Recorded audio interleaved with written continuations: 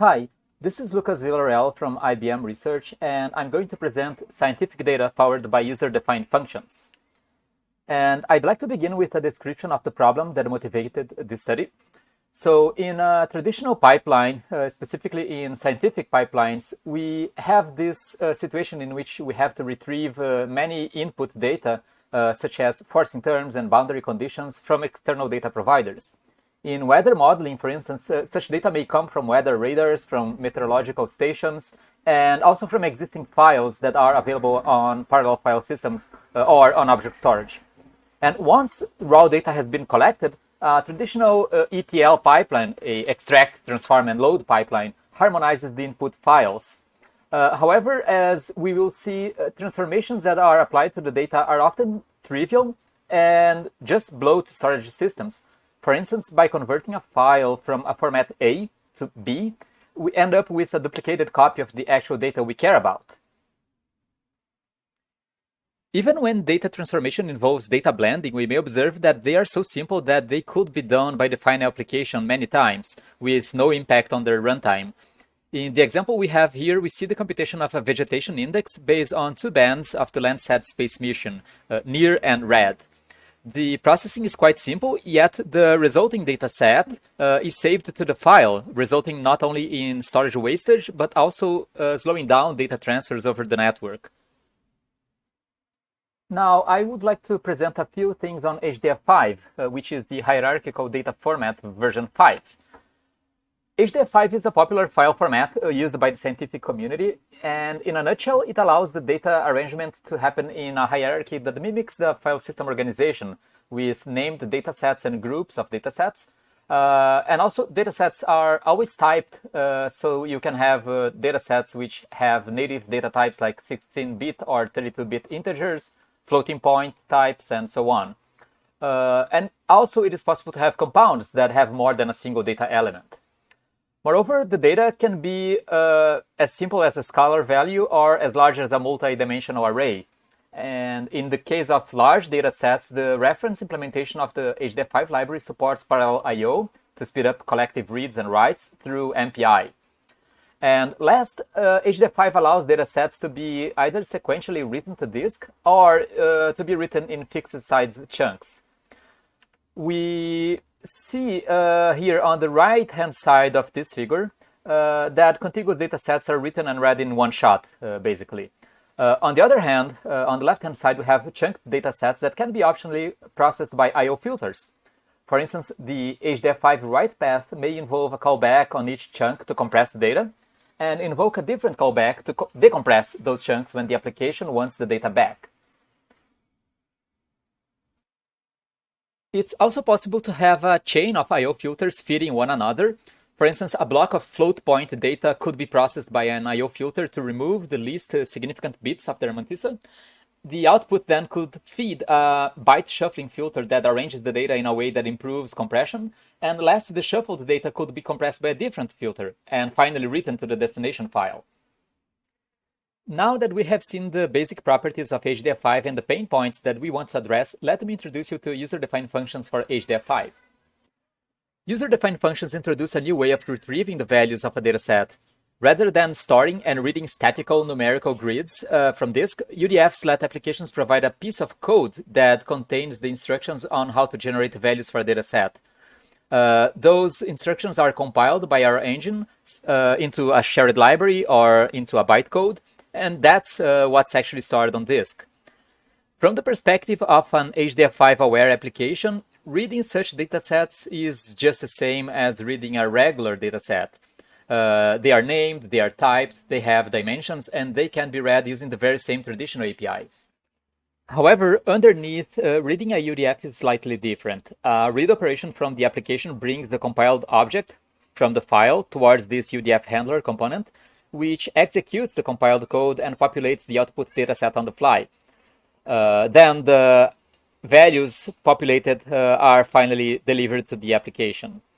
And the technology that enables UDFs to come to life are exactly the ones that enable I/O filters to be created.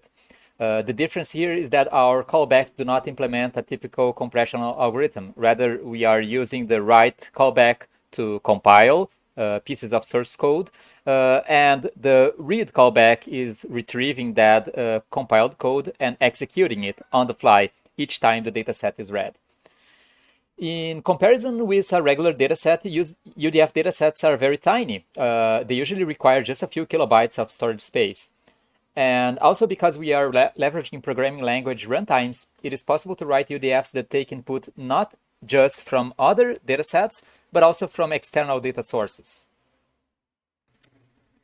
Here we have a few examples of what a UDF dataset looks like. In this code snippet, we have a declaration of a UDF that produces values for a dataset named C by adding datasets A and B. We can see on lines 2 and 4 that we have a namespace called lib that provides functions to access both the input datasets as well as the output buffer where we will store the resulting values. We also have functions to access the dimensions of any given dataset so that we can iterate over their values. When users write UDFs in Python, we invoke a CPython backend that compiles the source code into bytecode form and stores the result in the HDF5 file. At runtime, then, we load that bytecode and let the CPython VM to interpret it. All data exchange happens via FFI, or foreign function interfaces, which means that no data copies are needed to transfer the output dataset values from Python to the calling application. And this is why there is no need to have an explicit return value in the UDF. The UDF is as simple as this. When we have UDFs written in C++, we compile the code using either GCC or CLang and produce a shared library that we compress and save to the file. When an application requests to read the corresponding dataset, we then retrieve the binary blob from the file, decompress it, DLopen the shared library, and finally we load that code and execute the dynamic dataset entry point. It is also possible to write UDFs that resort to specialized programming language resources like OpenMP or to libraries such as MPI. For instance, it is feasible to write a UDF that executes a solver or computes a complex equation in runtime. We also have a backend that enables Lua to be used as input language. This backend is supported by LuaJIT, which leverages a just-in-time compiler to speed up the execution of the UDF, and also provides a foreign function interface with C. We have seen that LuaJIT's performance match and sometimes even exceed the performance of the equivalent C++ code. In order to embed UDFs on HDF5, it is possible to resort to a utility that takes the HDF5 file and the UDF script as input, as well as the name of the dataset that is being populated on the fly, along with its dimensions and its data type. And for users who do not wish to deal with the execution of an external utility, it is also possible to resort to library calls.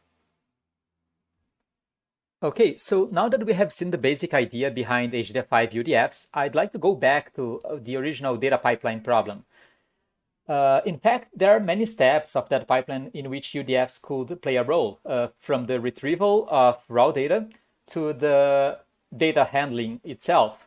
And differently from a traditional data ingestion flow, a pipeline that leverages UDF datasets doesn't need to produce data just in case an application needs to consume them. Instead, the data is only produced when and if the application requests to read that data.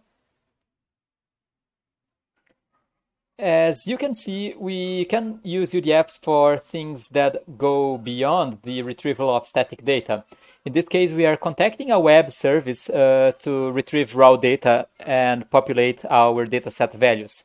We are reaching out to a web service that provides us access to Chicago International Airport's weather radar. We here specify what's the web service we want to contact. Then we get a layer of this map. And then we populate two different datasets. We populate the values for the radial velocity dataset that contains the actual data we retrieved from the server. And we also populate a second set of values for another dataset called palid, so that we can recreate the colors of the weather radar using this combined information. And as you can see, writing a UDF is quite simple, even in the case in which we have to reach out to external servers. We are basically getting pointers to the output dataset, and we are setting values of those variables as we iterate the input data. We also use UDFs in other stages of the ETL pipeline. In this case, we have UDFs that avoid data duplication on disk. So rather than creating new copies of Jotif and CSV files in HDF5 format, for instance, we establish mappings that let us open the original files to feed applications that only know how to consume HDF5 data. And because this translation happens each time an application reads a UDF dataset, we can make changes to the CSV file at any time, and they will be automatically picked up by the consuming application. And once again, you can see that UDFs are quite simple and short in general. In the example at the top, we are basically reading one file in one shot and then reformatting it to the output buffer that's provided to the final application. And on the CSV example, we are reading one line at a time, and we are populating the output dataset, which is a compound dataset. It has three different members: the timestamp, the value, and an event member. And in the case of the population of the event member, we are resorting to the setString function that is part of our lib namespace. And this function basically allows data to be written to the target buffer without running into risk of writing outside the boundaries of that buffer. Given the architecture that we have built, it was a natural next step to try to move computation even closer to the data. So this is where we start to talk about computational storage and UDFs. In the past few weeks, we have created a new extension that integrates HDF5 UDF with NVIDIA GDS, or GPU Direct Storage. The new backend processes source code written in CUDA. That source code is compiled with NVCC, and we end up with a shared library that's stored on disk. And when the consuming application requests to read a dataset that's populated by this UDF, we do just as before. We load this shared library from disk. We execute the UDF associated with that shared library. And we provide the dataset values to the consuming application. But also, it is possible in this case to have the application provide kernels, as we can see in this example on the right-hand side. We have a kernel function that is going to execute on the GPU. So in this case, what we do is we enable the seamless transfer of data from the output and input buffers straight to the GPU. And the application does not have to care about such details. The application is simply calling get data as before, and the data is going to be automatically transferred or allocated in GPU memory or CPU memory as needed. The other aspect about this dataset is the fact that any dependencies that this kernel has, for instance, the read and near input datasets that have to be brought from disk to memory in order to compute NDVI, they can be transferred via DMA from NVMe storage to GPU memory. So we have added support for this, which is at the core of NVIDIA's GDS. And also we have provided support for datasets that are compressed. So chunked datasets, as I have mentioned before, they can be compressed by different algorithms. And in this case, we have introduced support for the decompression of blocks that have been compressed by the Snappy algorithm. Our UDF handler identifies chunked datasets that have been compressed by Snappy, and it allocates GPU memory for the full decompressed dataset and uploads the CUDA kernel that decompresses the transferred chunks onto the output buffer. Next, the user-defined kernel is pushed to the GPU and executes, and that is going to produce the results that will be finally copied into the output dataset. And again, no explicit data transfers have to be performed by the programmer. We take care of all the required abstractions to transfer data back and forth between the GPU and the calling application so that the programmer does not have to take care of those details. Now, I would like to mention some aspects related to the security model built into this platform. We have seen before that when a UDF script is compiled, its resulting bytecode or shared library object ends up saved to the HDF5 file. But we have also to save some metadata that allows HDF5 UDF to know how to interpret that bytecode or shared library. For instance, we have to tell which backend is expected to parse that data. We also have to tell what is the data type of the dataset we're populating, its resolution, and also if we have any input datasets that this UDF relies on, so we can read them in advance to the execution of the UDF. And one special element of this metadata is the signature block, which tells who authored a given UDF.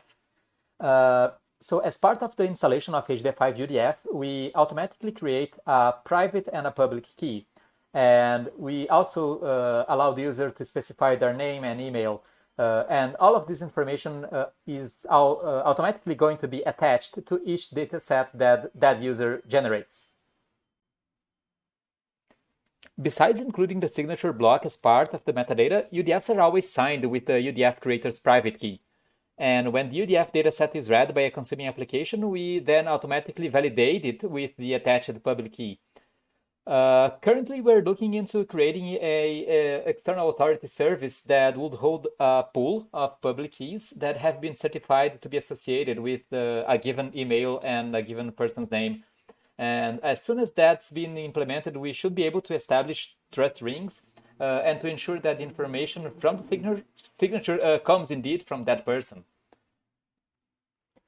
HDF5 UDFs comes with the concept of security profiles.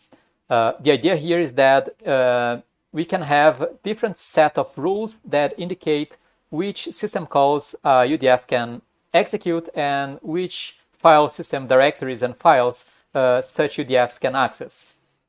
By default, we ship with 3 different profiles. We have an untrusted profile, which denies the execution of any system call and does not allow the UDFs to access any file system directories at all. On the other side of the spectrum, we have the trusted profile in which everything is allowed. And we also have a common ground set of rules in which few system calls are allowed. And you can also specify which arguments are allowed when such a system call executes.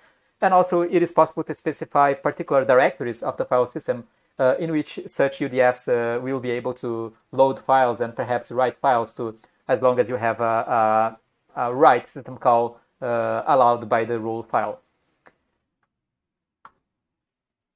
So by default, each time a user loads a file that has been received by a third party and which contains a UDF that was signed by a key that was never seen before on that machine, we associate that public key with the untrusted profile. So the UDF will not have access to any system call and to any file system path unless the user explicitly goes to the directory where the rules are stored and moves the public key associated with that UDF to a different profile directory, say the trusted one or the default one.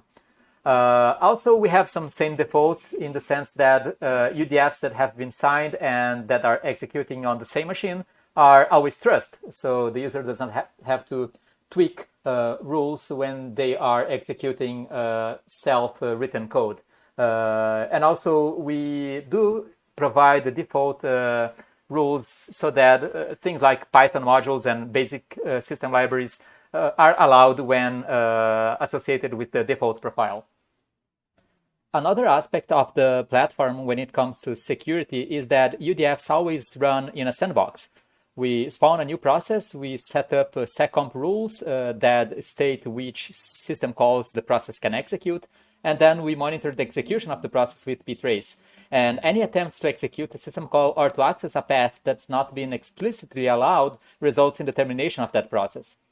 We also note that we have recently ported the UDF platform to Windows and Mac, but UDFs are not secured by a sandbox yet on those platforms. Windows, for instance, doesn't have a fork-like API which gives us copy and write semantics, so something different needs to be employed. macOS, on the other hand, does provide ptrace, but it's only partially implemented. So a different alternative like Apple's endpoint security needs to be embraced in this case. All right, let's take a look at some numbers now. We wanted to compare the difference in size of a dataset whose values are statically saved to SSD and one whose values are defined at runtime by UDF. We picked two square datasets with size 1000 and 16,000, and then we saved this dataset using a contiguous layout and a chunked layout. When we saved as a contiguous layout, we see that the smallest dataset takes roughly 3 megabytes or 4 megabytes, and the biggest one takes roughly 970 megabytes.